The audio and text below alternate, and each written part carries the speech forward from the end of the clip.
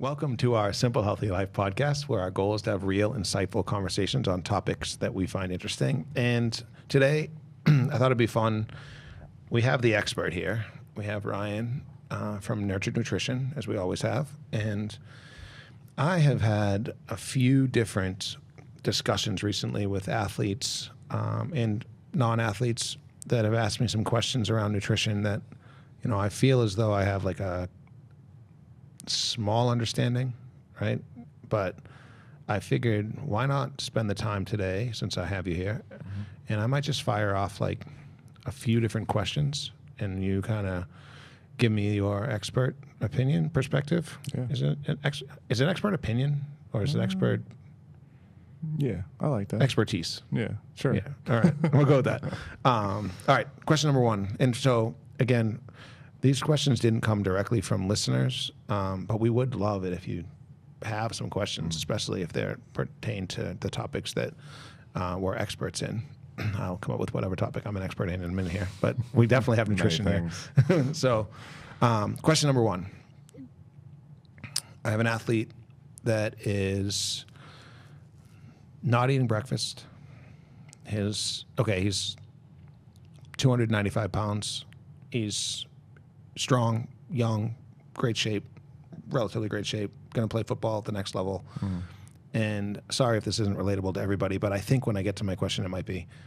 And he eats lunch. His lunch is typically fine. It's a sandwich of some sort, like one sandwich. He'll have dinner, which his parents usually make him, and it's protein and vegetables.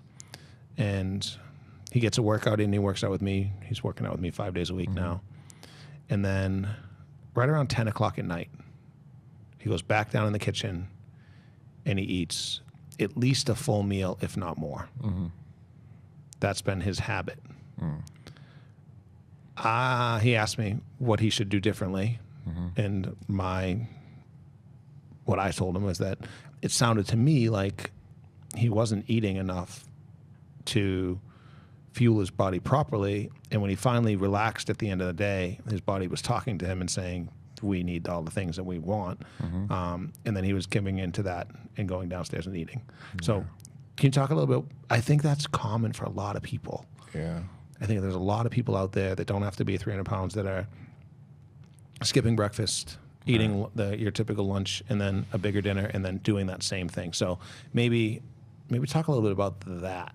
Sure. Yeah. Let's do some like little background education, so then we can kind of like build upon that foundation. So, a lot of us have been preached to about like calories in, calories out. So we have that kind of like basic understanding of your body takes in some amount of energy, and your body expends an amount of energy, and that's all true. And for the most part, it's a fine guideline, for us to understand how energy, like relative energy works, right?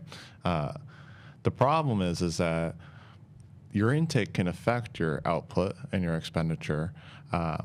And a classic example is like if someone is under eating, their expenditure drops, right? This is very well known, and it can happen in reverse. If you're under eating for a period of time and your expenditure drops, and then you start eating again, relatively speaking, like eating enough, your energy expenditure can really shoot way up. And this is, there's plenty of people. I really dislike nutrition education, like online and social media and stuff, because it's really like, it's so political, and it's very unnuanced. You have a lot of people who kind of have these like rough understandings of of nutrition, but they don't actually spend time working with people. And we've had conversations outside the podcast about this, about how important it is to work with people, and that experience gained in seeing real life situations is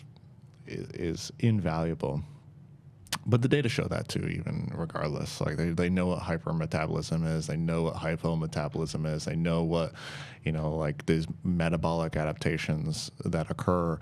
They know that's all real, but it seems to like get missed. So the point being, right, so we have this like that kind of model and everyone runs on that. So this guy, that you're working with probably thinks, well, I'm kind of eating like roughly the amount that I need. It's kind of like wonky in my schedule, but it looks to be about a fair amount. But I would agree, it looks a little deficient. And if we want to kind of think about metabolism as a whole, as this like control panel. And so if you can imagine this big control panel with hundreds of knobs on it, right? And each knob would represent a different energy expending system within the body. So you can imagine one knob is like skin maintenance, another is hair maintenance, another is immune function and muscle recovery and neuromodulator production and bone maintenance, all of these kinds of systems within the body. There's hundreds and hundreds.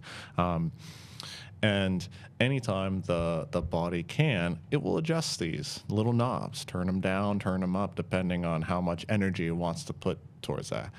With an optimal metabolism, someone would have all those knobs up 100%. Your body's getting in all the nutrients it needs. It's providing 100% of its energy to everything it needs to across the board, and everything functions perfectly. In a real world situation, not really how it looks. Some people diet, right? And when we diet, then what happens is the body says, well, I'm not really getting in enough. Why don't I just turn down hair a little bit? Hey, hair maintenance. Why don't I just turn down immune function a little bit? Let me turn down muscle recovery a little bit, because that costs a good bit of energy. And let me turn down bone, maintenance. Let me turn all those things down, because I don't want to put a lot of energy into those things that are not important to me for survival right this second. I'll turn them up later. The problem for a lot of people is later never comes, because they're consistently under eating relative to like what they're expending. And so the body adjusts to that slowly but surely over time. Okay, are we following this? Yep, that makes sense. So that's a big problem, because then the person not only like their systems aren't being well maintained, but they're actively draining themselves, and then they're not able to actually utilize nutrients sufficiently either, right? It's nice to have those things ramped up because you feel good, your body utilizes nutrients super well. It's not like prioritizing storage and none of that. The problem with a lot of people is that this exact schedule happens, is that they don't eat a lot, especially during the times that they're most active, because you're active, right? You're at the gym, you're working out. I mean, where do you eat at that time? And then you go to work, and then you're busy. And like, people have such limited nourishment during those times when their body's really apt to actually use those nutrients, right? For the record, your body is more apt to use nutrients around periods of activity than it is around periods of rest, if that doesn't make good sense to anyone. So then a lot of people undereat during the day, and then nighttime comes around. You're exactly right. Like, they kind of relax, they can breathe, they're doing their thing, and then that's when likely for a lot of people overeating happens. And so you're overeating relative to your energy needs at that time, and that doesn't bode us well either, because your body is just not in the mode to use those nutrients as efficiently. So yeah, I mean, I think for someone like that, the answer is eat more during those times. Get more nourishment in, so that you can actually feel good. Your knobs, metabolic knobs can get turned up, all that kind of stuff. But it does take time, and that's the problem. It takes weeks and weeks, if not months and months, for metabolic adaptations to happen. Yeah. So what do you say to the people that are like, all right, fine, I'll eat more, but then when I eat more and I don't stop that habit that I have of eating at night, then I eat too much? Yeah, it's the most common thing. People set these rules like, I ate too much at night, I'm going to make up for it during the day, and that's the exact opposite of what you actually should be doing. We eat primarily based on hormones. Whether we think we have all the control in the world, we really don't. Our body has metabolic hunger and metabolic satiation, hormonal hunger, hormonal satiation cues and systems. And so, when you're going through the day and you're not eating, your body's ramping up the hormone that says, hey, I need food. and it doesn't stop. It doesn't just do one emission of this hormone and say, all right, like you didn't listen, I guess we're done here. It keeps sending ghrelin, that major hunger hormone. We talked about that. So it keeps producing ghrelin more and more and more and more and more until you respond. And that specific hormone responds to protein. So if you get protein in, body says, cool, that stops production of ghrelin. Great, perfect. The problem then is like, yeah, people under eating through the day, they're building up a lot of ghrelin, more and more and more and more and more, and they're not meeting their needs. And then they get to the end of the night, and then it feels unstoppable for them to like control themselves, quote unquote. Because how could you? You have these biological signals that are really pressing for you to eat at that time, and you let it get out of control. Interesting.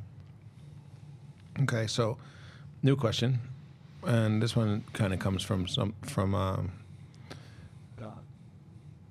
What would you say when people say, well, I don't eat carbs because they don't make me feel good?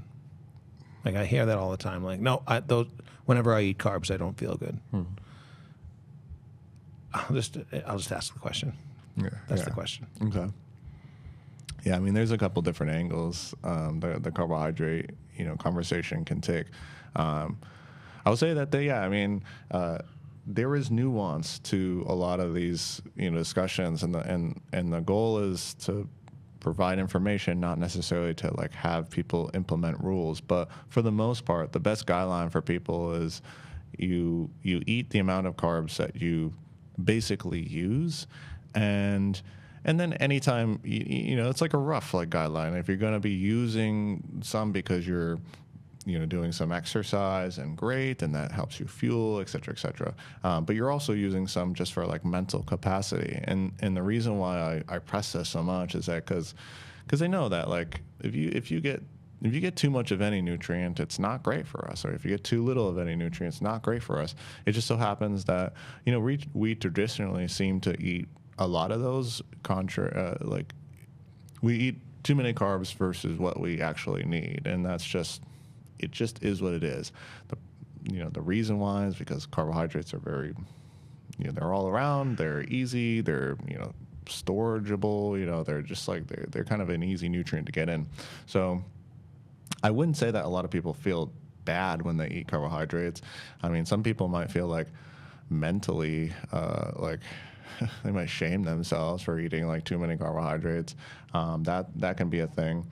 Sometimes too, like, digestion of carbohydrates can take a lot of energy, and that can have someone feeling quite bad, because if you get too much carbohydrates in, then your body focuses a lot of its energy into actually like rest and digest. And this is always why I say, as much as I want people to get in like consistent intake through the day, you have to be careful about the amounts and the portions, because too much is going to activate that parasympathetic, and then you're going to be slow. You're going to be bogged down for a little bit while your body is digesting.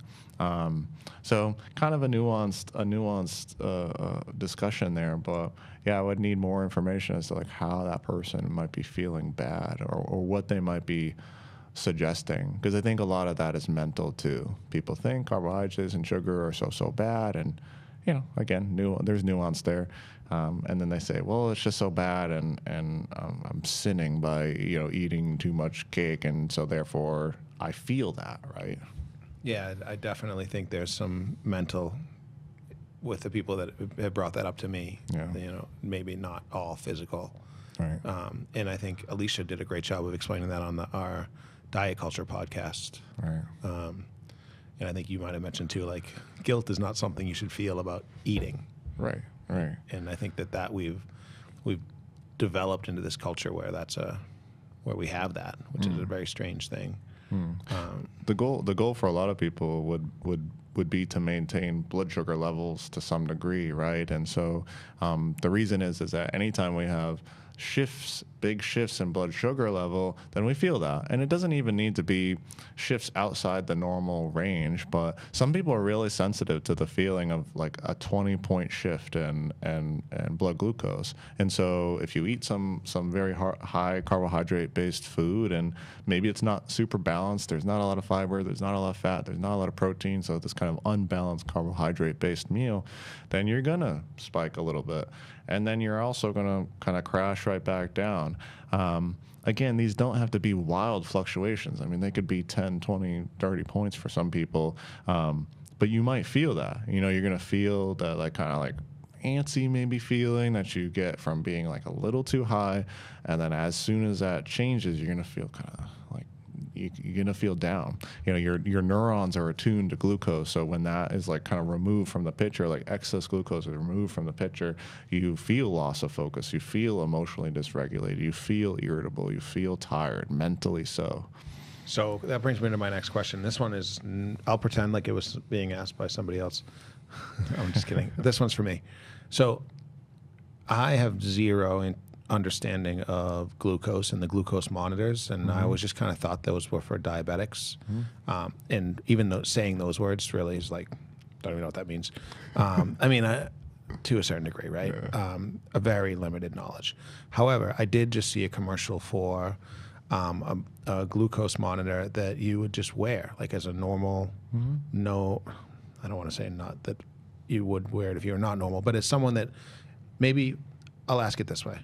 I'm interested in what my glucose is doing throughout the day, and maybe how that relates to the way that I feel.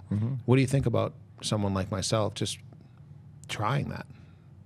I think it's kind of it's a cool idea. Is it entirely necessary? No, but I mean, it does provide some valuable insight. Actually, I just got a question from someone.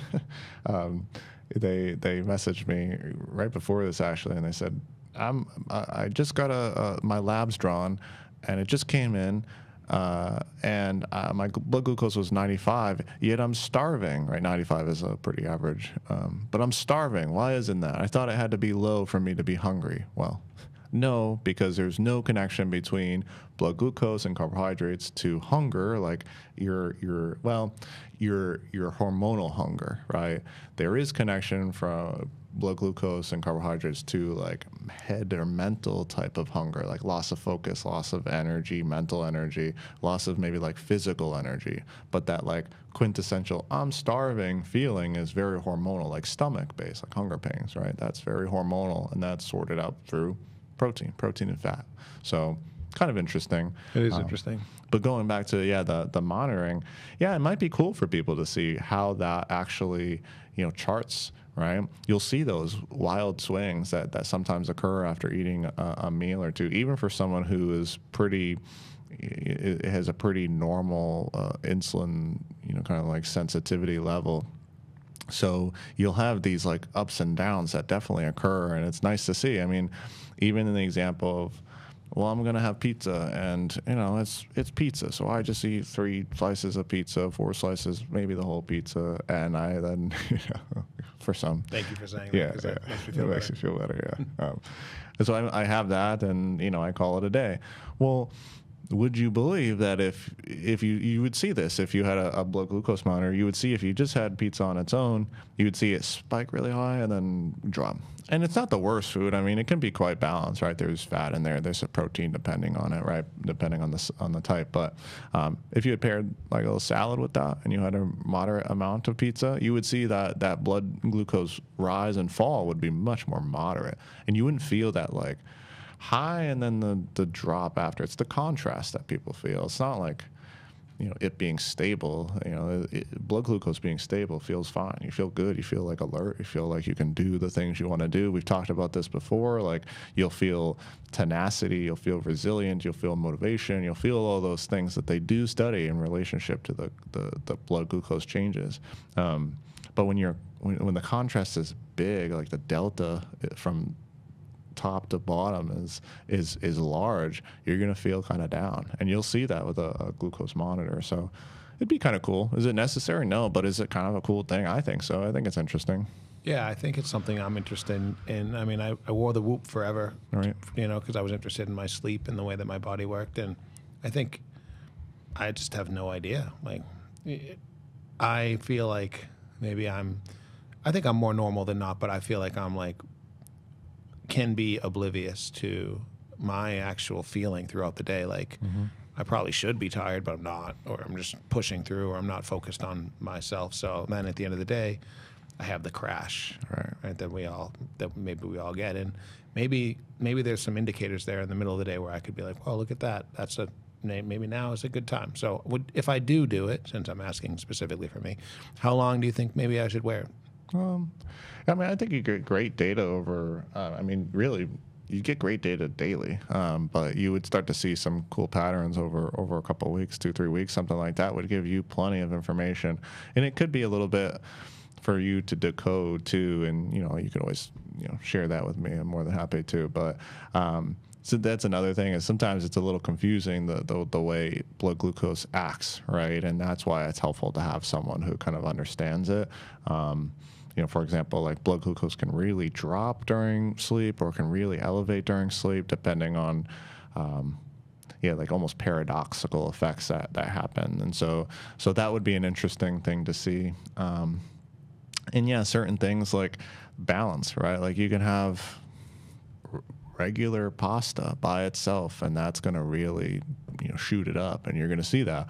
Or you could have regular pasta plus some other thing, protein, a little fat, like have it more balanced, throw a salad in there or some other vegetables, and you'll see that's like much more, like a mild response.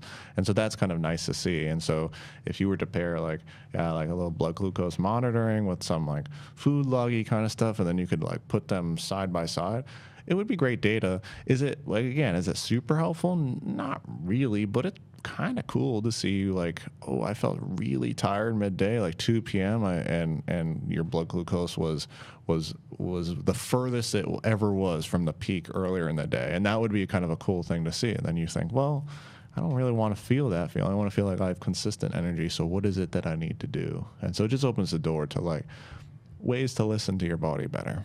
Yeah, I think I'm sold on it. I would like to give it a shot because I don't really listen to my body as well as maybe I should. Yeah. And luckily, there's no repercussions right now, knock on wood, but who knows, right? So thank you for that. That one was from me. Yeah, good. So I asked a question about under eating throughout the day. I asked a question about the glucose monitor. What about the people that like consistently have like a sugary breakfast? Like, what about the people that are like, have the sugary cereal for breakfast or have the sugary iced coffee? Like, oh, I just get an iced coffee for breakfast, and that's all I have for breakfast until 2, and then I have lunch, like, and then aren't getting the results they want. Like, is there anything you could offer? Oh, you know what? I don't want to ask that question. I changed my mind. I want to ask about sugar substitutes. Okay. Because we did that podcast, it was very eye-opening for me. The one that when you talked about seed oils and saturated fat and the way that we kind of vilified one thing in order to position another thing in its place. Mm-hmm.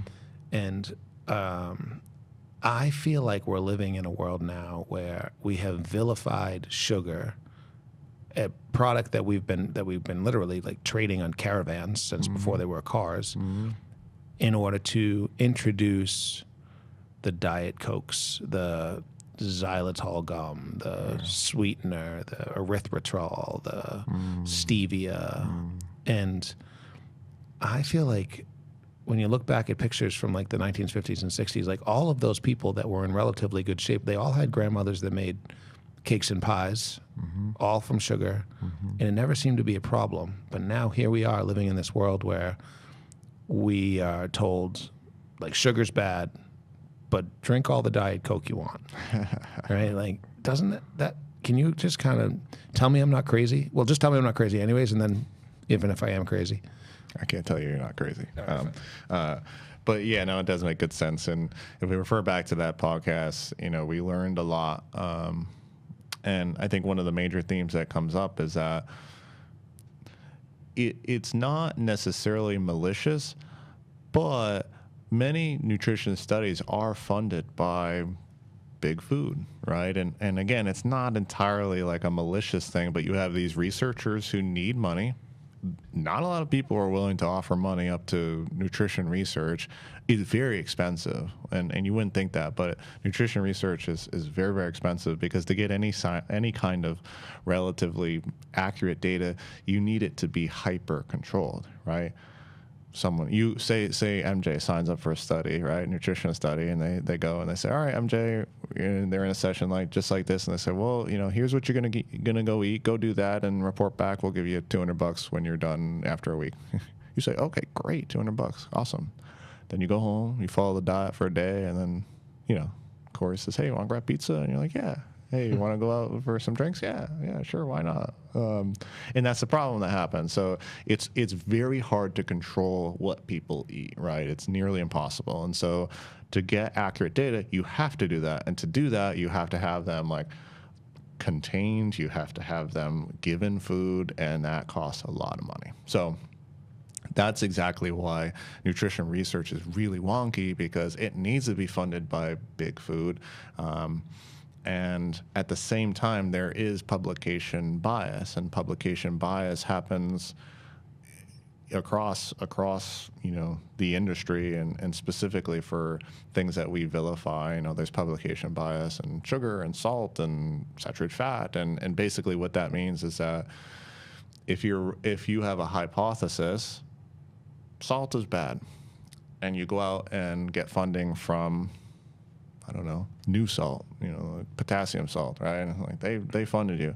Then you're probably going to come back and say, yeah, I mean, it was kind of bad. You're going to have, there's going to be some bias towards saying it's bad because you want more funding in the future. And that's such a human thing. I could see myself doing that, right? Like if I'm a researcher and there was a little bit of like, yeah, I guess salt's kind of bad. Like, I guess that. Like, let's do another one. Let's figure out another one. I need more funding though. Like keep my job, please.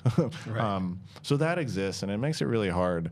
But you're exactly right. I mean, is that occurring with like the kind of shifts with sweeteners? I mean, potentially. Yeah, and there's no data to suggest that like sweeteners are terrible. There are some like loose kind of connections to it being potentially carcinogenic.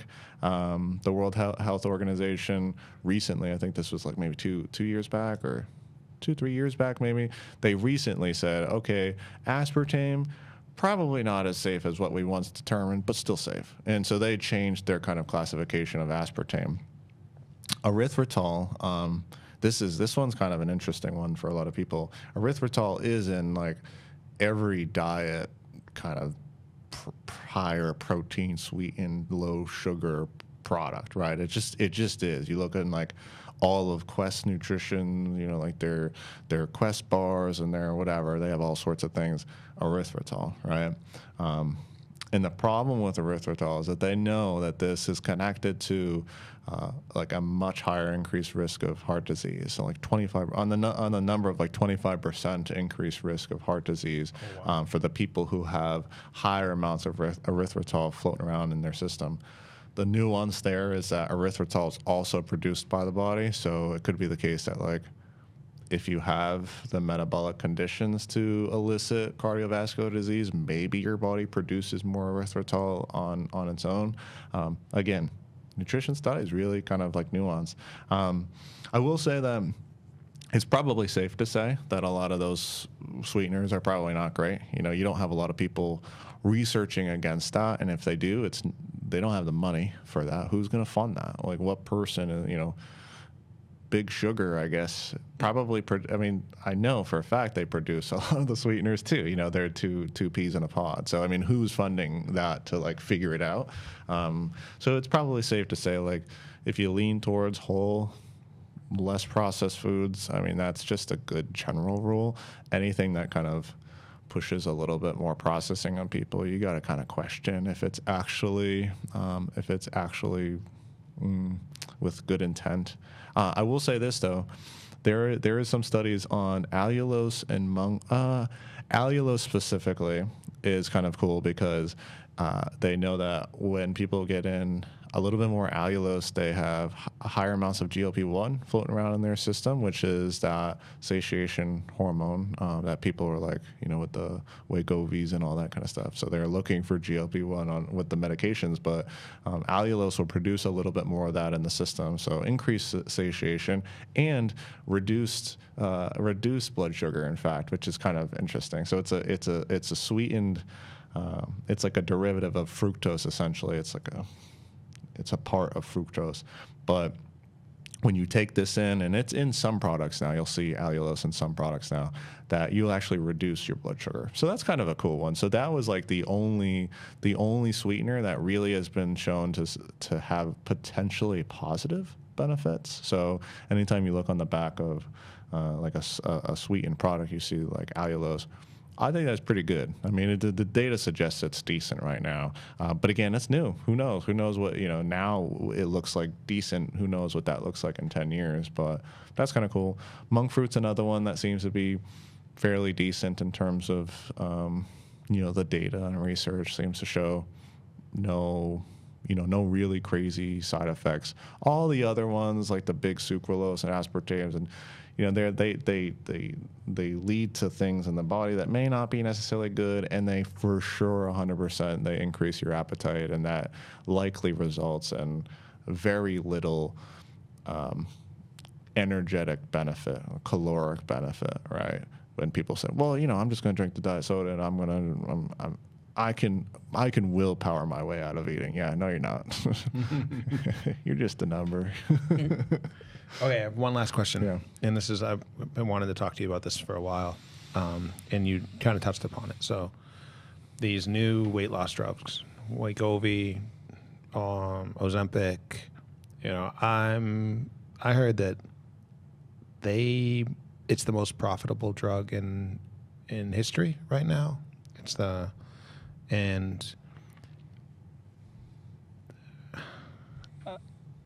I guess I won't. That's all I want to ask. I want you to tell me what you think. Tell me what we're talking about here. Yeah. Maybe break it down for us just a little bit, and then just tell me what you think, and I'll ask a follow-up question if I have to. Yeah, this could be probably a podcast on its own. Maybe it needs to be, but my basic thing is this. It seems a little weird, the cult positivity around GLP-1s. I don't like that. I think we're, the last decade or so, people are like, rightfully so, a little bit more skeptical of big pharma. But then big pharma comes up with this, the weight loss shot, and everyone is, everyone's like, wow, it's the best thing ever. There's no harmful side effects. It's great. It's perfect. Don't naysay it at all. So it seems a little weird to me that that's the cult positivity around that. And I think that we could get so conspiratorial with that, but I don't know what that is. And I think it's right for someone to look at that and think, maybe there's something more going on here. Why this drug? Out of all the drugs that come out, there's so many people that love this one. It's like the savior. It's really kind of strange. The thing is I have family that are like taking. I mean, everyone knows now people who are taking these, and I would absolutely attest that they seem to be the most profitable drugs, and I'm sure they will be. They're forever drugs, right? They know this. This is super clear that when people come off GLP-1s, like the same thing that happens as always with any kind of like crashy kind of diet is that you gain it all right back and more. GLP-1 is a satiation hormone. Let's talk about hormones for a second. Do you know what happens when people take exogenous testosterone? No. So when people like bodybuilders or whoever take testosterone, they inject it, or just hormone replacement therapy, their body gets the message, okay, testosterone's coming into the body. I guess we don't need to produce any more of our own, right? And so it doesn't. It stops producing testosterone, right? And so that's why hormone replacement therapy for men as they get older is permanent, because there are ways to navigate that healthfully and not have not have that happen. It's just like it's a complicated process, and that's what bodybuilders, they spend a lot of their time managing their supplements, so to speak. So basically, hormone comes into the body says, I don't need to produce this anymore. I got enough of it. And then it stops production. And then what happens if you stop? You don't have that hormone, and you have really negative side effects. The body's out of homeostasis. So the same thing likely happens. I don't know if this is the case, but it's the case with most hormones. melatonin. You take melatonin, your body stops producing that, et cetera, et cetera. It's the same thing with most hormones, that if you take it exogenously from outside the body, you bring it in, your body stops producing that, and that's a big problem because you have that hormone for a reason. So same thing probably occurs with GLP-1. I'll have to fact check myself on that, but that's just naturally how the system works. So then you come off the drug, and now you have no satiation hormone, your major satiation hormone. You don't have really much, much of it for like blood glucose management. And it's not to say that you don't have any, you just have a damaged system, right? So you're going to have some, you're just going to have damage. So you come off of it, and then, everything that you thought you had earned, comes back probably tenfold. And so that's really dangerous. But yeah, one time a family member calls me, or I see them or something, and they're like, yeah, I'm on the GLP-1s and it's great. I had a cracker for lunch and I'm good. And I'm like, one, do you know who you're talking to? Two, that's not good. We've gotten to the point where we think it's good to just not to eat as little as possible, and it's very dangerous. Of course, I work with people who that's their mission, in some regard. But even the normal person, the most average person is going to say, "Yeah, I ate less, so that's good."